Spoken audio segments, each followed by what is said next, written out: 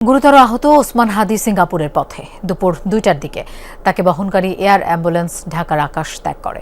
Singapore পৌঁছাতে ঘণ্টা চারেক সময় লাগবে। শাহজালাল বিমানবন্দরে হাদিকে বিদায় দেওয়ার পর প্রধান উপদেষ্টার বিশেষ সহকারী জানান, সিঙ্গাপুরে ওসমান হাদির চিকিৎসা কার্যক্রম তদারকি করবেন বাংলাদেশ হাইকমিশন। বেলা 2টার মিনিট 5 আগে হজরত শাহজালাল আন্তর্জাতিক বিমানবন্দর ছেড়ে যায় ওসমান হাদিকে বহন করা এয়ার অ্যাম্বুলেন্সটি। হাদির সঙ্গে আছেন তার ভাই Abu Bakr Siddique.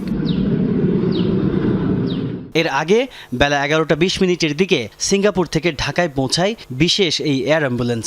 Gulf stream G100 সিরিজের এই এয়ার অ্যাম্বুলেন্সটিতে রয়েছে মেডিকেল সাপোর্টের সব সুযোগ সুবিধা।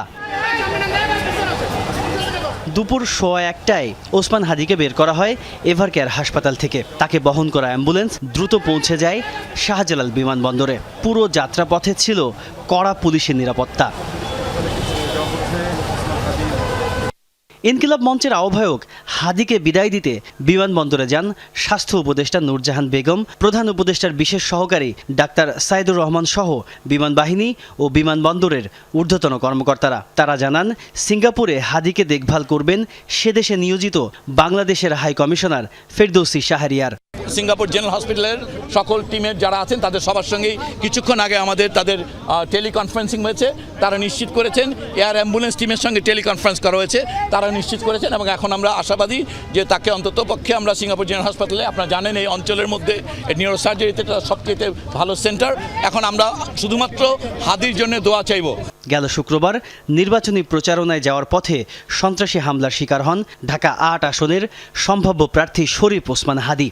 খুব কাছ থেকে তাকে গুলি করা হলে সেই গুলি মস্তিষ্ককে এফোড় করে দেয়। সেদিন থেকে জীবন মৃত্যুর সন্ধিক্ষণে ইনকিলাব মঞ্চের এই আহ্বায়ক।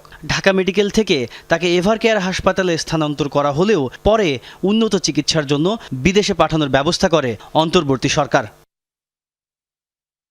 তাজ নূর ইসলাম, যমুনা নিউজ, ঢাকা।